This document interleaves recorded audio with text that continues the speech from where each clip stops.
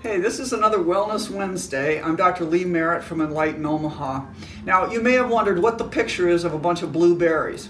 Those are Iowa's superfruit. Those are from my own front yard. Those are called Aronia berries.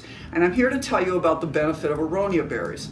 Now, we've heard about goji berries and what's the other one? Acai and all these fancy, expensive overseas fruits. But it turns out that the most antioxidant fruit berry is the Aronia berry. The Aronia berry is a native of the Midwest and of eastern United States.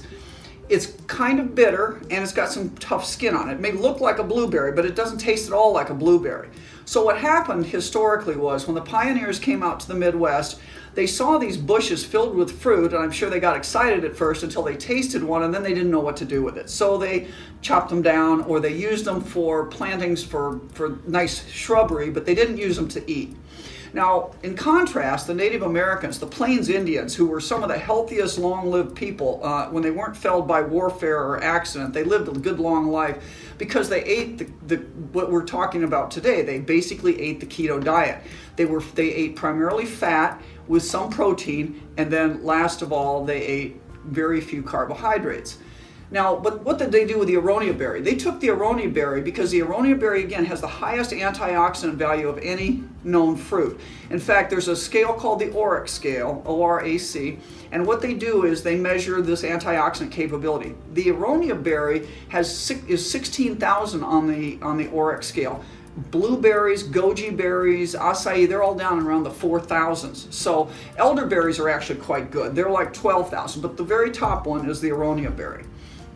So what the Native Americans did is they made pemmican with it. They dried venison, they dried the buffalo meat, and then they pounded these berries into the meat and into the meat fat specifically, and they made these basically, like we would talk about protein bars or fat bars. These were like fat bombs that they could carry around on their travels. So that's what the Aronia berry has a long history.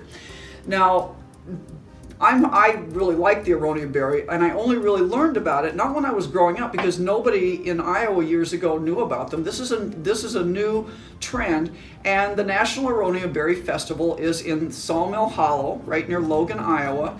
It happens on September 15th this year, and around that time every year, and it's a lot of fun.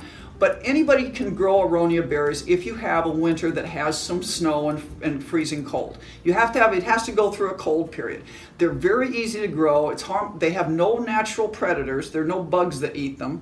And you can get, in a couple, 3 years, you'll have a great crop of Aronia berries. Now, what do you do with them? Okay, so they are a little bit bitter. There are a couple things I love to do with them. The first is breakfast.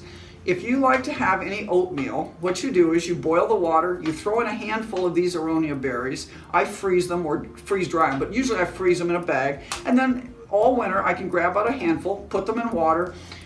They cook very nicely, and as the water's heating up, by the time the water's boiling for your oatmeal, then you throw in your oatmeal. I use old-fashioned oats. Don't use the new chopped up stuff.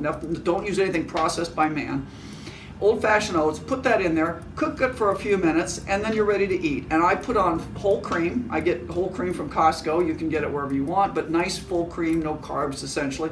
And it's a great, nice breakfast that will last you most of the day. My other new favorite recipe, and I will thank a friend of mine for this, is an Aronia berry dessert. Now, one of the problems with Aronia berry, gooseberries, all these sour kind of fruits, rhubarb. I love rhubarb, but the problem is it's so sour that you end up wanting to put a lot of sugar in it, and a lot of sugar is not good. So what do? Well, it turns out you can take the Aronia berry, you cook about 1.5 cups of Aronia berries in a pot with a couple tablespoons of butter, throw in some stevia, and stir it up and cook it just until the Aronia berries start to get tender. Don't cook it until they shrink down or till they burst, just till they start getting tender, and you can mash them a little bit with a spoon. Then take them off, and as they're cooling a little bit, take whipped cream, make some nice whipped cream. You could throw a little stevia in that or not, and then just blend it all together, and it's delicious. It's a great keto dessert using the highest antioxidant fruit. So that's the lowly Aronia berry is coming onto its own, and I highly recommend it.